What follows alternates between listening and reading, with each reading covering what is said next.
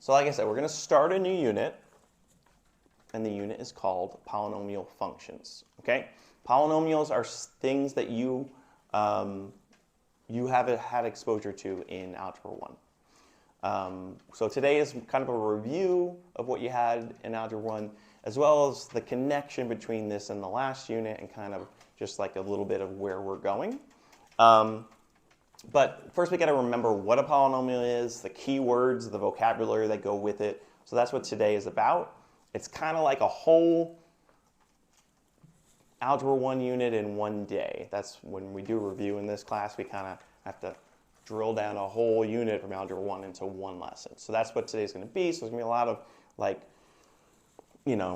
vocabulary and just stuff to remember. But hopefully you remember enough of it that it won't be like, oh my gosh, this is all new. So let's start with that word polynomial. The word polynomial means, poly means many, and nomial is referring to the terms. So what's a term? What does that mean? Well, let's go through a couple things that we've done already this year. Like for instance, we had early in the year we had like y equals 2x plus 4, right? And then in the last unit we had like y equals x squared plus 3x plus 10, something like that, right? Now, question. Yeah, if you can write this down on the top. Yeah, this is kind of like the before the lesson. So, okay, we got to know what a term is.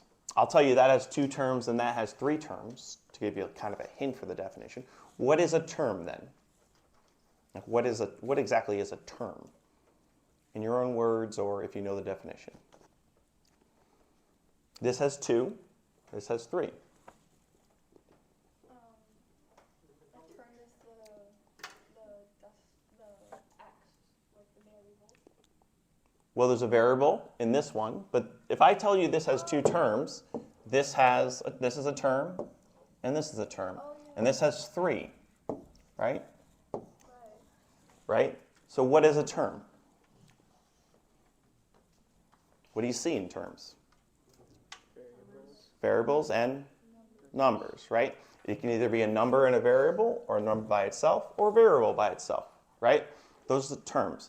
Terms are the things that we add together, right? And then there's, when you say polynomial, it just means many terms. So that's a polynomial, that's a polynomial. Pretty much everything's a polynomial. Now we use the word polynomial when we get past a certain number, so we can stop calling it by the individual names. The individual names are, well, this is a binomial. This is a trinomial, right? And there's also what's called a monomial. How many terms do you think that has? 1, right? So you might have like 2x, right? So you got monomial, 1 term, binomial, 2 terms, trinomial, 3 terms. And then when you get beyond that, you just say polynomial, many terms, right? But the tricky thing to remember is that they're actually all polynomials. It's just these are the only ones that have individual names, okay? So polynomials are things like this. You might have y equals 2x to the 4th plus 3x to the 3rd plus x squared plus 10x plus 15, right? We don't have, well, we actually do have a word for that one, but you could go to the 5th, you could go to the 6th, you could go to the 7th, and eventually it's just like, it's a polynomial. You don't kind of go beyond that, right? So that's what we want to be able to do. And what we want to be able to do with this, even though you've seen this before in Algebra 1, and you've had exposure to this, guys, you've seen this before in Algebra 1, but you saw quadratics in Algebra 1. We did a lot more with quadratics in Algebra 2, right? So it's the same thing. We're going to do a lot more with it, solve these, factor these, graph these, just like we did with quadratics. And there's going to be some similarities between quadratics and these that we can carry through, and some differences, some new things we need to learn. All right, so let's talk about some definitions here. Oh, wait, one more thing. What part of the term is that?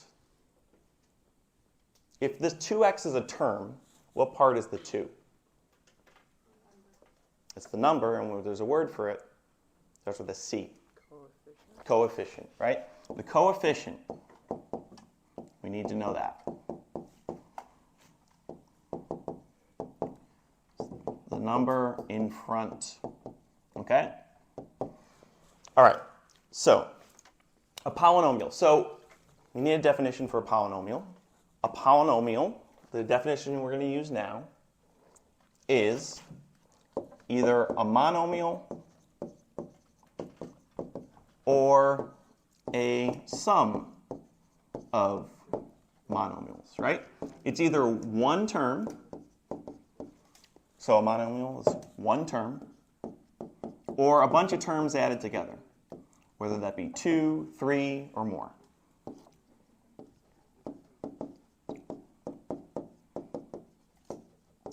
And that word sum just means to add them together, right? Even if there's minuses, we think of that as adding a minus, just to keep our definition simple.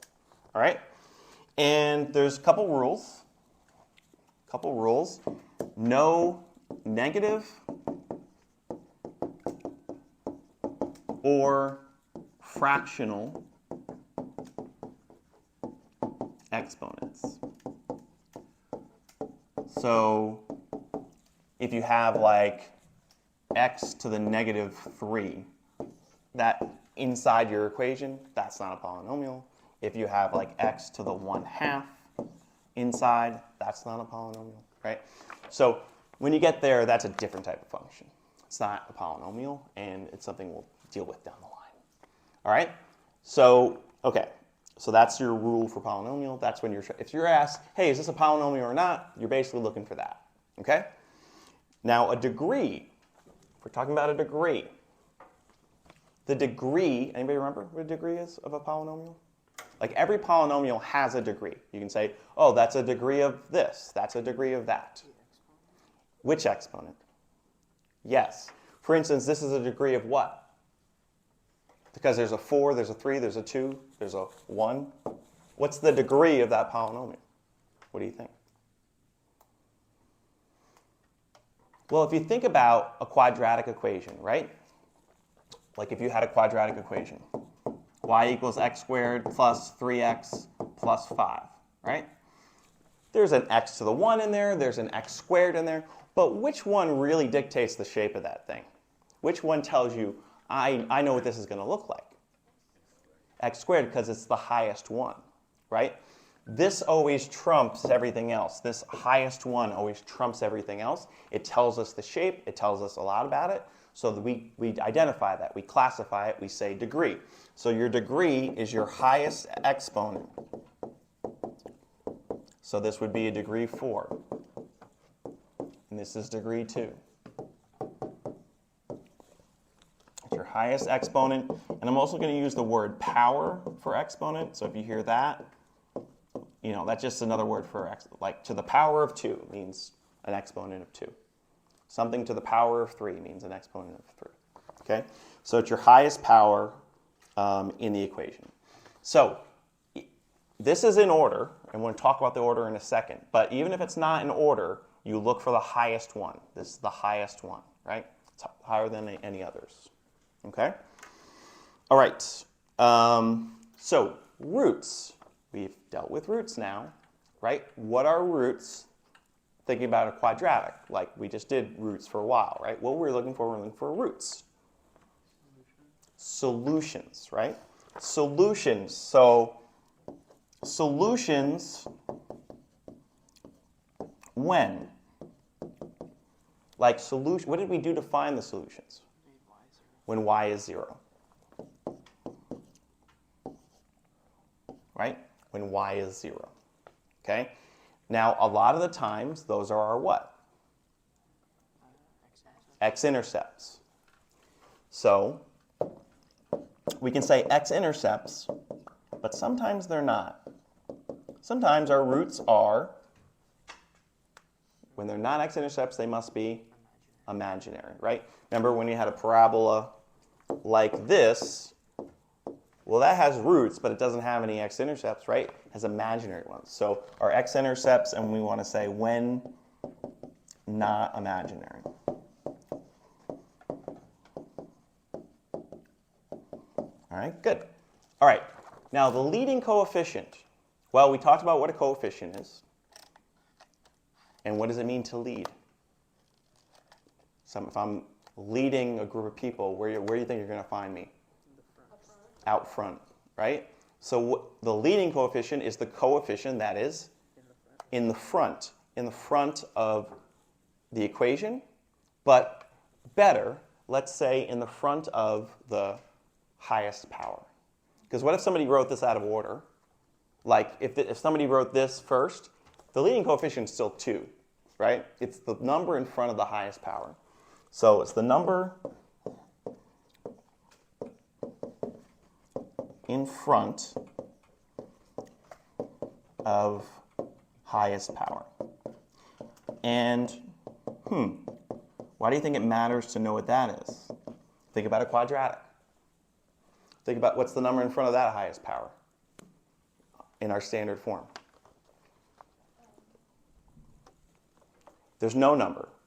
What is there in front of the highest power? A. Wasn't A a good thing to know? Told us our stretch and stuff, right? So it's going to be true even when we go to the third, to the fourth. We want to know that number in the front because it's going to tell us things, right? So we can add, it's our A value.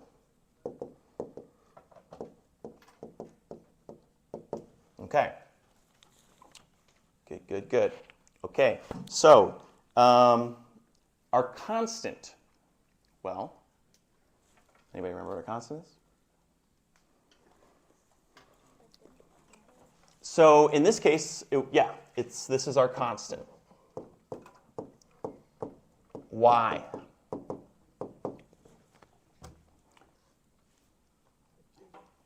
Think about, what is the word that we use for these letters? Variable. Vary. Right? When you have a variable, it varies, right? It depends on what you're plugging in for x. That's why we say it's a variable. Is there any variable next to this? No. So it's not going to vary. It's constant, right? No matter what we plug in for x, that term will be 15. This term will change, this term will change, this term will change, this term will change. This one will just be 15, no matter what x is, right? So it's our constant, and that's also our what value? It's our c value, yep.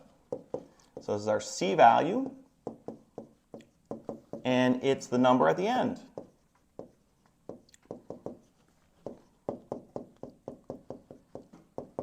And we know something about c values. What do we know that is? It's our y-intercept, because our y-intercept happens when x is 0. Even in crazy equations like this, if x is 0, that goes away, that goes away, that goes away, that goes away. All I have is 15, right? So it's our y-intercept, because x equals 0. So that's helpful. We can use stuff that we've already used to help us with these things, right? Some of this stuff is gonna carry through, okay? All right, real quick, I'm gonna add one more down on the bottom because some of our definitions depend on it being in standard form, right? Remember I said, well, what if somebody wrote it out of order? Standard form is the correct order. So this is the way you want to write it, right? This is the way you want to get it in order to find your leading coefficient, in order to find your C, right? Then you can just look at the beginning, look at the end, and you find your values. What is the correct order? What's the rule, you think? Thinking about standard form over there. Thinking about this example is in standard form. What do they all have in common? That goes ax squared, bx, c. That goes x to the fourth, 3x third, x squared, x 15. What's the trend? What's the pattern? It goes from the largest exponent to the smallest. Yep, highest exponent to lowest exponent.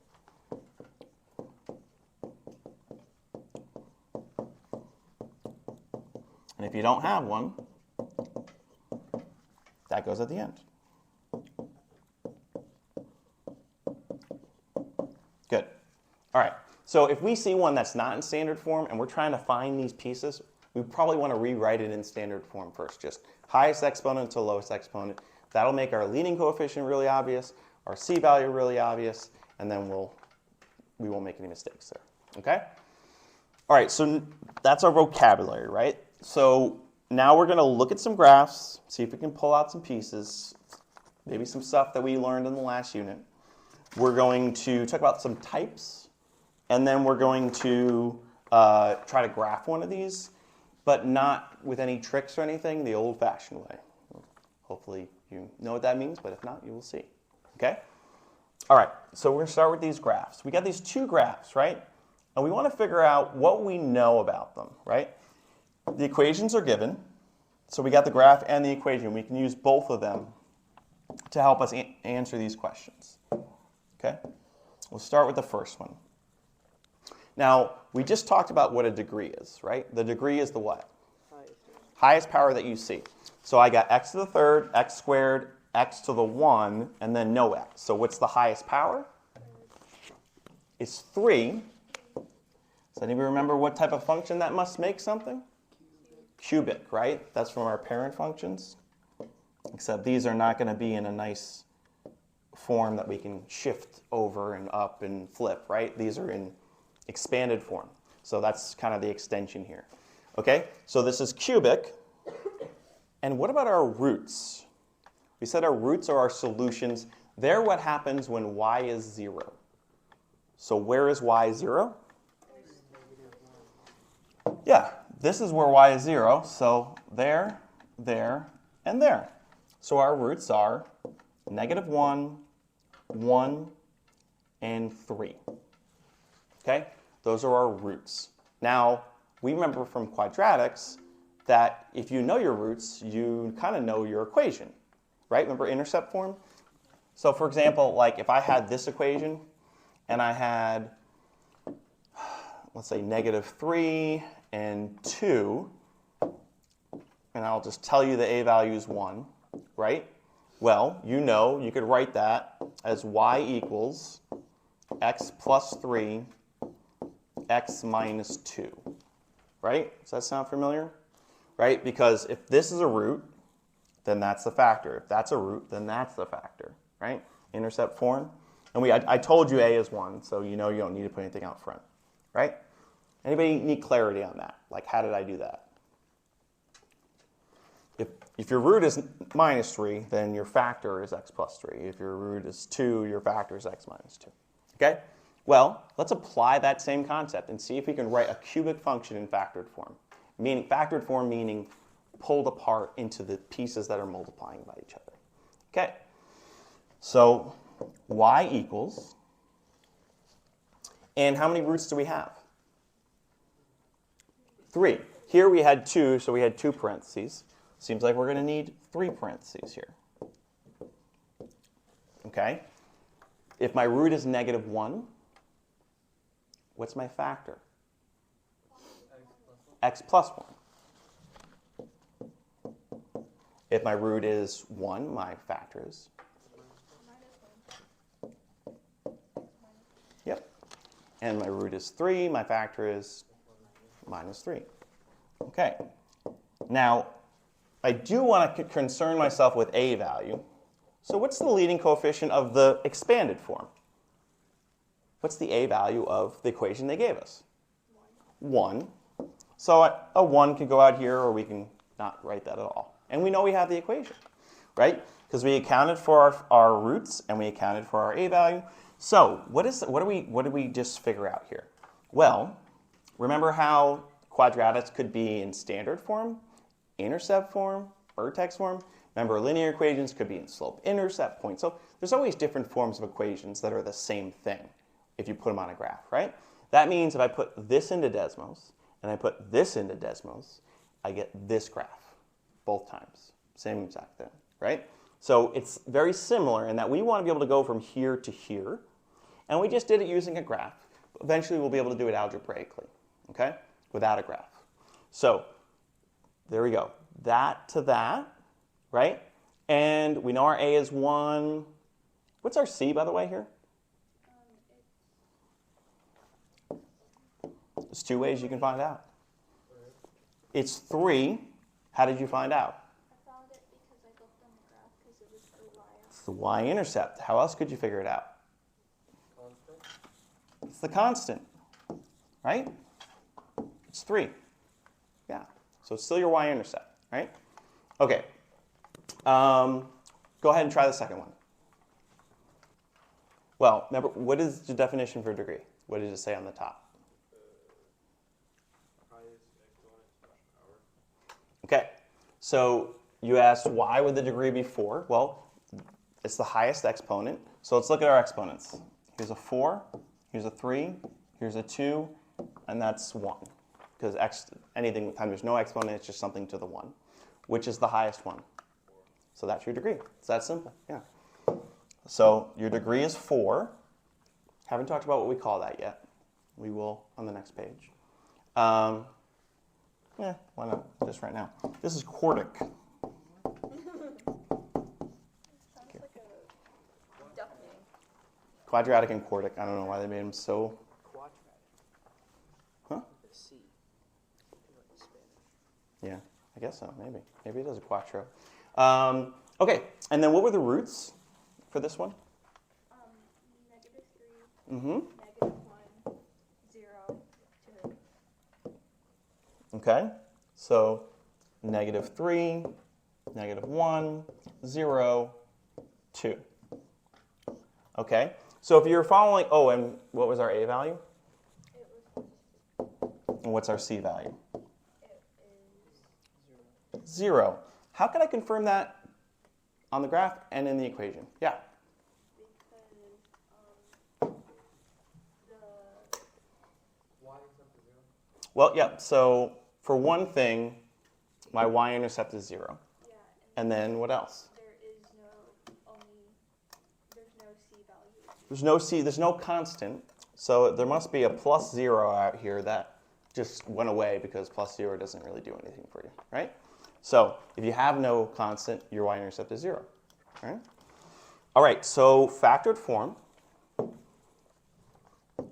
y equals what? Mm-hmm.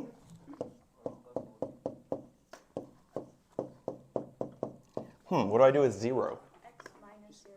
It doesn't matter. You put X in front of all the things. It's X plus or minus 0. What is x plus 0? X. What is x minus 0? X. No. No. Anything plus 0 is itself, right? Yeah. So x plus 0 is just, X. x minus 0 is just. Now, I'll write it to show the step, but we will simplify this. And then x minus 2, right? So that means this becomes y equals x plus 3, x plus 1, x, and x minus 2. And yeah, if you have x, you just throw that out front. So this, we're going to rewrite this as y equals x, because it doesn't really need to be in parentheses. X plus 3, x plus 1, x minus 2. And again, I have the factored form of this equation. Okay? All right. Now, one more thing I want you to notice before we move on. Does anybody know what a turning point is in a graph? Or could maybe just guess what a turning point is? Yeah. It's the point where when it's going a certain direction, it turns to the other direction. Exactly. It's a change of direction. A parabola has 1, right? Parabola. This has 1 point where it changes direction. What do we call it in a parabola? The vertex, right?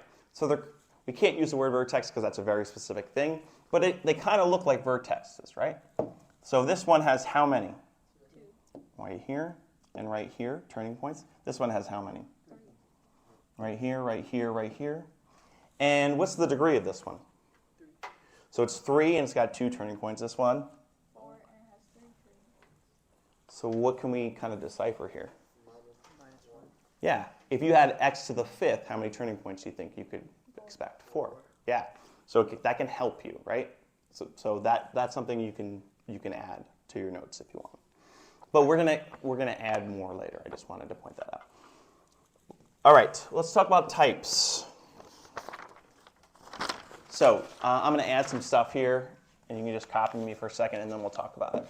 So there's different types depending on your degree. Your degree is what changes your type. There's a constant function. Degree 1 is x to the 1. What type of function is that? Like 2x plus 3, that's a degree of 1. That's a linear function. And then degree of 2. The highest thing you see is an x squared. You must have a quadratic.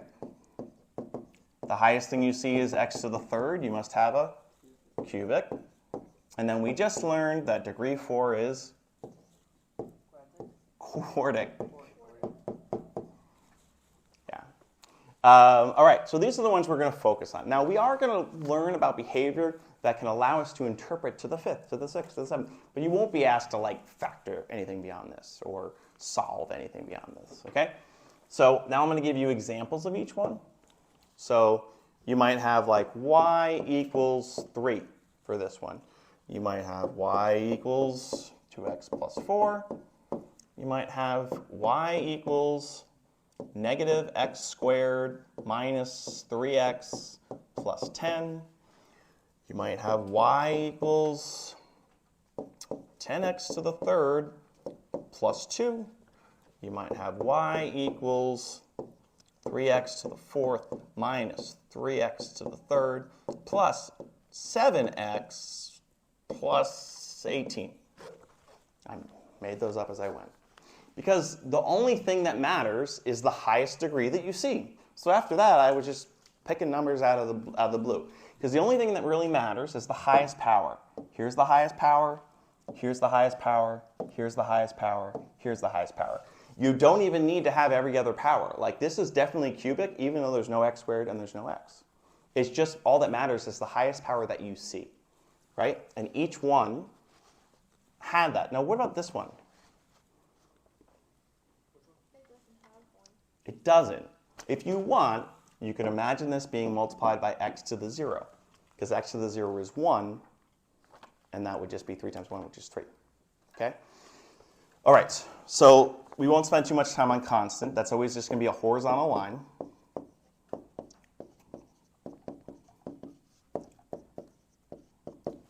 Linear. Okay, so we've done linear a lot, right? And what's the form that we always talk about this in? Y equals mx plus b. But I want you to think about it like a polynomial. Well, it's a degree 1 polynomial, and it has an a value. It has a leading coefficient. What's the leading coefficient here? 2, right? So instead of thinking as I don't want you to forget slope, but think of it as a leading coefficient right now. That's its leading coefficient.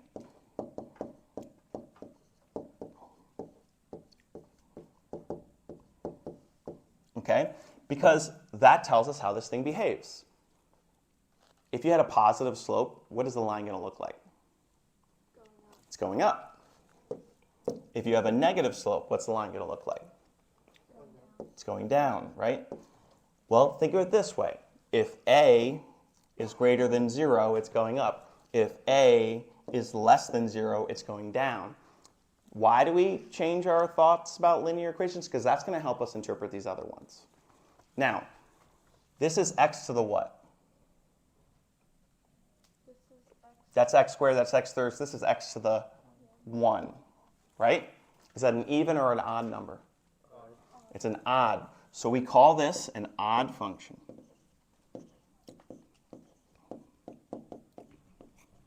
And every odd function will have something in common. What about the quadratic? What type of function is that then? It's x to the 2. It's not odd, it's even.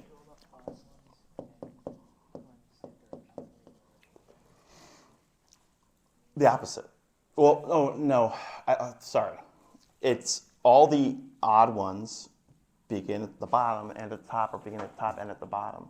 All the even ones, if they begin at the top, they end at the top. Begin at the bottom, end at the bottom. But I'll explain that more for everybody else.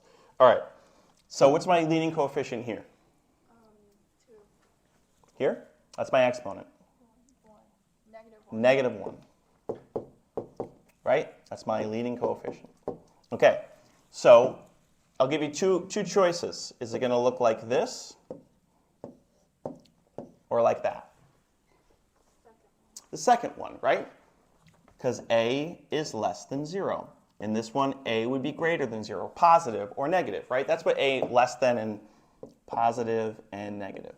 Positive and negative, right? That's what we're saying when we say greater than 0 or less than 0, okay? Okay, so this one, and we're going to have a whole lesson about end behavior, but might as well expose you to it now. This one begins at the bottom, ends at the bottom. This one begins at the top, ends at the top. This one begins at the bottom, ends at the top, begins at the top, ends at the bottom, right? Now let's move to the ones we're less familiar with. What's my a here? 10, my leading coefficient, of course. So, just like a line, beginning at the bottom, end at the top, beginning at the bottom, end at the top, beginning at the top, end at the bottom, top to bottom, when a has those same properties. When a is greater than 0, when a is less than 0, right? Positive or negative. So even if you don't remember how cubic functions behave, look at your a here. Is it greater than 0 or less than 0? Is it positive or negative? It's positive. It's positive. So which one of these must it be? The positive one. This one, right? It's going to start at the bottom, end at the top. Just like this one was positive, so start at the bottom, end at the top. This one was negative, so it started at the bottom, ended at the bottom. Oh, hey, quartic, what type of function was that? Thinking even and odd. It's even. So which one of these do you think is going to behave kind of like? A quadratic. Okay, let's take a look at this one because this one's definitely new. Our a is 3. That's our leading coefficient. Is that positive or negative? It's positive. Okay. All right, so you ready for a quartic? It's either going to look like this or like this. Okay? So when a is greater than 0 or when a is less than 0.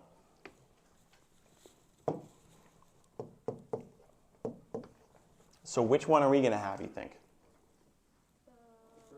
The first one, right? So it's going to look something like this. Okay? This function. Okay? Kind of like a W, a little bump in the middle. Parabola with a flipped bump. Flipped vertex, I guess you could say. Okay.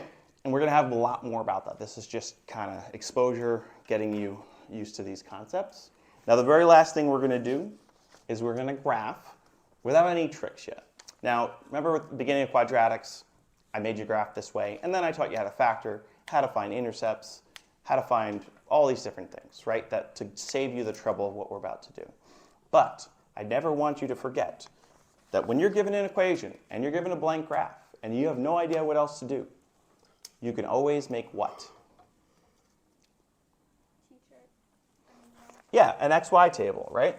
So, if I give you this equation, f of x equals negative x to the third plus x squared plus 3x minus 3, and I say graph it, and I haven't taught you any tricks or anything like that, you have learned something that can help you.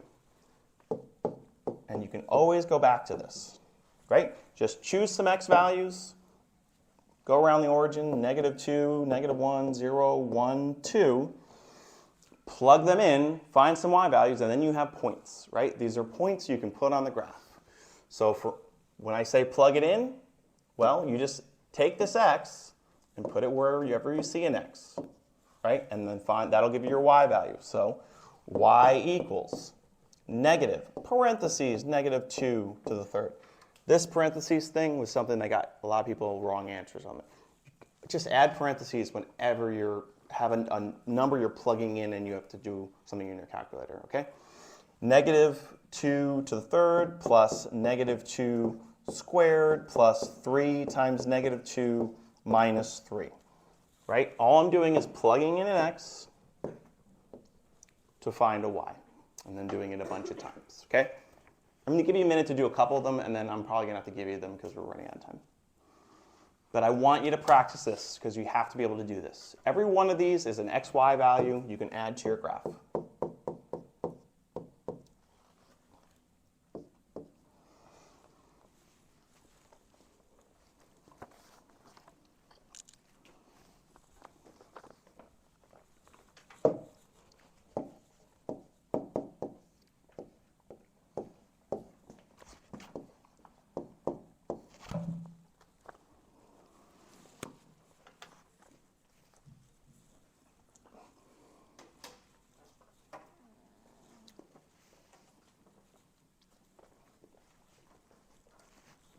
I'll hand out the homework while you're doing this.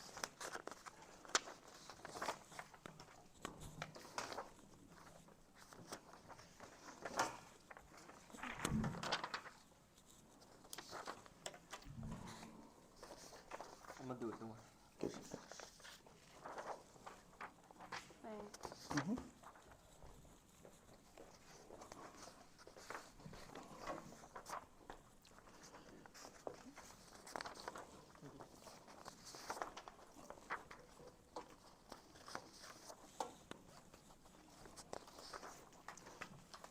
All right, so we do know a little bit more about this function than we did before today started, right? Because we can answer these two questions, degree and a value. That's going to help us know what it's supposed to look like, right? The degree of this function is what? 3, right? The highest exponent. And then the a is -1, so a is less than 0. Well, what does a cubic function look like that's less than 0? You go down, curve, down. Looks like that, right? So when you add your points, you just got to make it look kind of like that, right? So if I add let me throw in the points here. So if you plug in -2 to this and put in your calculator, you get 3, and you get -4, -3, 0, and -1, right? So you keep in mind your shape, and then you throw your points on the graph. -2, 3, -1, -4, 0, -3, 1, 0, 2, -1. It's supposed to start at the top, do a curve, and come down. Hopefully you see it, but you can just start at the top and start tracing your points. I'm going to go through that one. I got to go back up, and it looks like I'm going back down. Look at that. I have a cubic function. Okay?